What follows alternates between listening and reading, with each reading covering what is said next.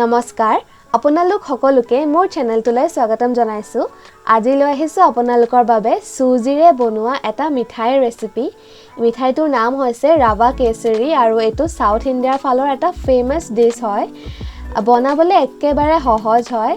আৰু আপোনালোক যদি মোৰ চেনেলটোত নতুন হয় মোক প্লিজ সাবস্ক্ৰাইব কৰি লব আহক ভিডিওটোলৈ আগবাঢ়ো প্ৰথমে মই পেন এটাত ঘি অকমান গৰম কৰিছো ঘিখিনি গৰম হলে মই ইয়াতে কাজু আৰু খিসমিস অকমান ভাজি লম কাজুখিনি মই মাজতে ফালি লৈছো কাজুখিনি প্ৰথমতে ভাজিম অকমান ৰঙচুৱা হোৱালৈকে আৰু কাজুখিনি ৰঙচুৱা হলে মানে মই তাতে খিসমিসখিনিও দি দিম আৰু খিসমিসখিনি যেতিয়ালৈকে অকমান ভাজ খাই ফুলি না যায় তেতিয়ালৈকে ভাজিম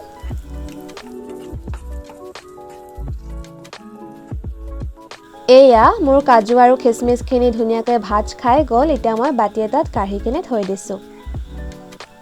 একেটা পেনতে মই আৰু 2 চামুচ ঘি দি দিছো ঘিখিনি গৰম হলে মানে মই ইয়াতে আধা কাপ সুজি দি দিম সুজিখিনি আমি ভালকৈ ঘিখিনি লগত মিক্স কৰি কিনে অকমান দেৰি ভাজিব লাগিব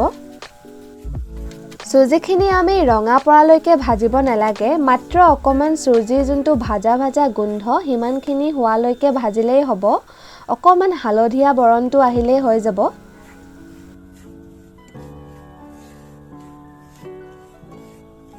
এইদৰে একেলেঠাৰিয়ে মিক্স কৰিয়ে ভাজিব যদি মিক্স নকৰে অকমান জ্বলি যাবলৈ সম্ভাৱনা থাকে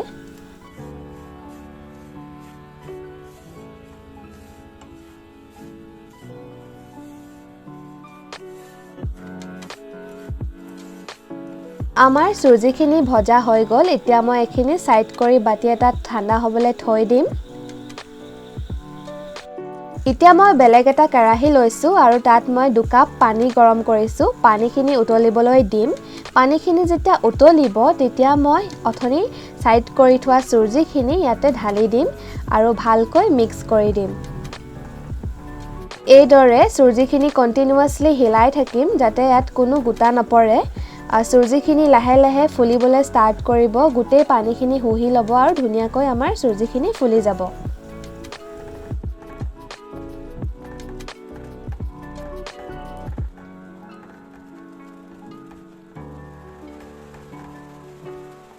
এই আসক আমাৰ সুজিখিনি প্ৰায়ে ফুলিছেই তথাপিতো আপোনালোকে হিলাই থাকিব আৰু ইয়াৰ মাজতে এতিয়া আমি দিব লাগিব ইয়াত ঘিটো ইয়াত অকমান হৰকৈ লাগে কাৰণ ঘিটোৰ পৰা ইয়াত মেইন টেষ্টটো আহে ইয়াত মই ডাঙৰকৈ 2 চামুচ ঘি এড কৰিম এয়া মই প্ৰথমতে 1 চামুচ এড কৰিলো আৰু ভালকৈ মিক্স কৰি দিছো আকৌ এবাৰ এড কৰিছো আৰু আকৌ ভালকৈ মিক্স কৰি দিছো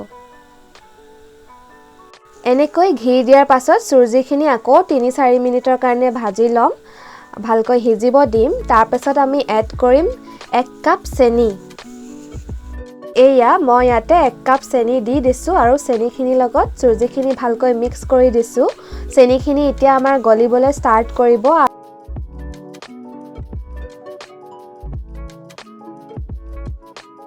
চেনিখিনি গলিলে মানে আমাৰ সুজিখিনি অলপ পনিয়া নিচিনা হৈ যাব কিন্তু কোনো কথা নাই অকমান দেৰি পাছত চেনিখিনি নিজে পাক খাই কিনে আকৌ আগৰ নিচিনা হৈ যাব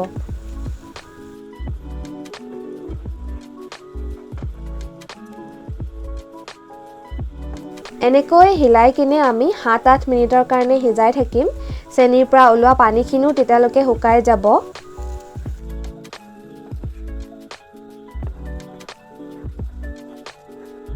আমাৰ সুজিখিনি প্ৰায় আগৰ নিচিনা ডাঠ হৈ গৈছে এতিয়া আমি দিব লাগিব ইয়াত অৰেঞ্জ ফুড কালাৰ যেহেতু ইয়াৰ নামটো ৰাৱা কেশৰী তেওঁলোকে ইয়াত অৰেঞ্জ ফুড কালাৰ ইউজ কৰে মই কিন্তু ইয়াত ডাইৰেক্টলি অকল ফুড কালাৰ ইউজ কৰা নাই মই ইয়াত কেশৰ ইউজ কৰিছো অকমান কেশৰ মই পানীত তিয়াই থৈ দিছিলো তাতে অকমান এটোপাল মই অৰেঞ্জ ফুড কালাৰ দি কিনে মিক্স কৰি দি দিছো আপোনালোকৰ ওচৰত যদি কেশৰ আছে বহুত ভাল কথা আপোনালোকেও মোৰ নিচিনা এনেকে কেশৰ দি কিনে বনাব পাৰে তাৰ টেষ্টটো বেছি বাঢ়ি যায়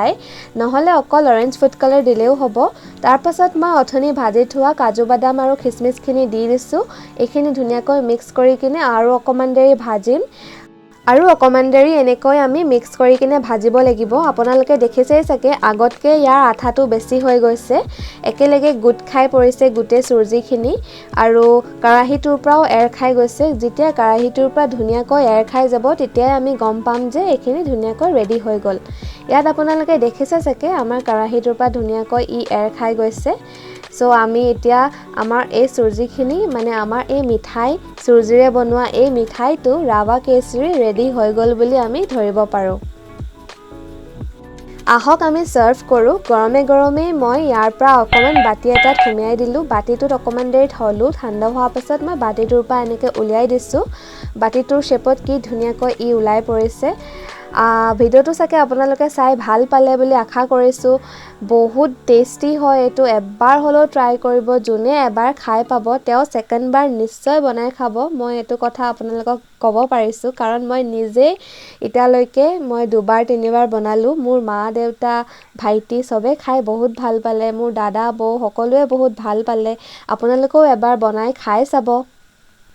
তেতিয়া হলে আকৌ এটা নতুন ভিডিওত আকৌ লগ পাম মোক প্লিজ সাবস্ক্ৰাইব কৰিব নাপাহৰিব আজিলৈ আহিছো ধন্যবাদ